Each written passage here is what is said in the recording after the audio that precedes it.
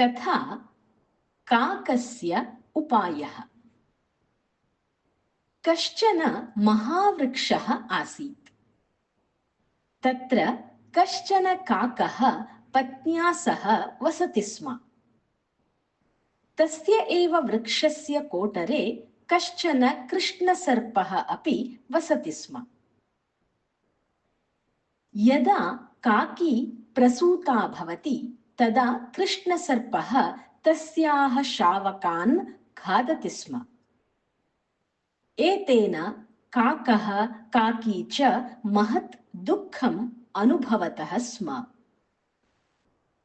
अतः एकदा काकः स्वमित्रस्य शृगालस्य समीपं गत्वा उक्तवान्, भोः मित्र, सः कृष्णसर्पः कथञ्चित् मारणीयः।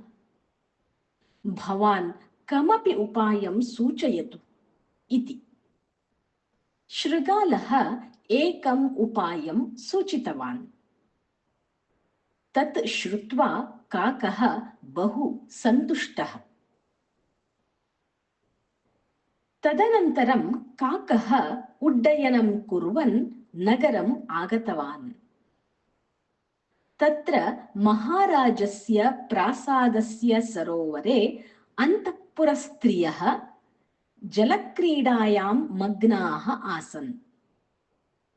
तासां वस्त्राणि आभरणानि च सरोवरस्य सोपानेषु स्थापितानि आसन्। काकः तत्र गतवान्। एकं सुवर्णहारं स्वीकृत्य अरण्याभिमुखं प्रस्थितवान्। तत् दृष्ट्वा राजभटाः काकम् अनुसृतवन्तः।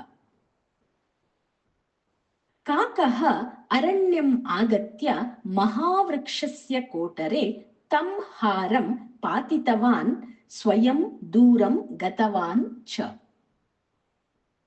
राजभटाः तत्र आगतवन्तः। कोटरे ते हारं दृष्टवन्तः। तदा तत्र स्थितः कृष्णसर्पः कोपेन बहिः आगतवान्।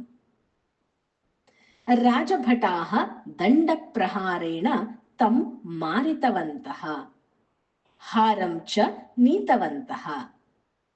तदनन्तरं काकः पत्न्या सह सुखेन जीवितवान्।